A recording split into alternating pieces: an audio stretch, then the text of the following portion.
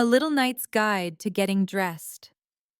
Have you ever tried to get dressed all by yourself and found that your socks are suddenly wiggly and your buttons are playing hide and seek? In a cozy little castle, a knight in training was about to face his trickiest challenge yet. Arthur was a brave and determined knight in training. Every morning his father, the king, would help him get dressed in his special training armor. Soft, woolen socks, sturdy leather boots, a cozy blue tunic, and finally, the most important part, his shiny helmet with a beautiful red feather. But one morning, his father said, "You are growing so big and strong, Arthur. Today, you shall embark on the great quest of getting dressed by yourself." Arthur felt a thrill of excitement, but also a little wobble of worry. This was a big quest. He looked at the pile of clothes on his chair. He wanted to get to the best part first. He grabbed his shiny helmet and, with a bit of a wiggle, pulled it onto his head. Clang! It slid down over his eyes. Everything was dark. He stumbled around the room, trying to find his tunic, but he couldn't see a thing. He tripped over a toy dragon and landed in a clumsy pile. "This is impossible," he mumbled from inside the dark, wobbly helmet.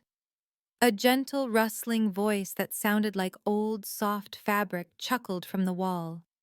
It was a wise old tapestry that showed a picture of a great king planting a tree. "You have started your journey at the end of the map, little knight," the tapestry whispered.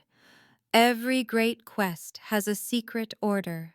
A tree does not start with the leaves. It starts with the roots." "But the helmet is the most fun part," Arthur's voice echoed from inside. "Indeed it is," the tapestry agreed. "But the helmet's job is to be the final shining star on top. Its job is to wait patiently. The first job belongs to the humble socks." Arthur took off the helmet. The room was bright again. He looked at his clothes. He thought about the tapestry's words. First, the roots. He picked up his soft, woolen socks and, with a bit of a wiggle and a tug, he pulled them onto his feet. They felt warm and sturdy. They were the roots. Next, he put on his cozy blue tunic. It was much easier without a wobbly helmet on his head. This was the strong trunk of the tree. Then came the sturdy leather boots. He had to pull hard, but he got them on. They were the strong branches. Finally, the moment he had been waiting for. He took his shiny helmet and placed it on his head. It sat perfectly, and the beautiful red feather bounced happily. He could see perfectly. He wasn't a wobbly, clumsy boy in the dark. He was a proud and fully dressed knight, ready for any adventure. He looked at himself in the big mirror. He had done it, all by himself. He learned that the secret to any big, important job wasn't just being brave or strong. It was the quiet, secret magic of following the right steps, one at a time.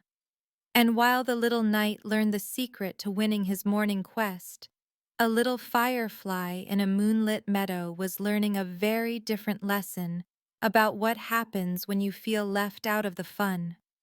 Subscribe to Storiella so you don't miss his sparkling adventure.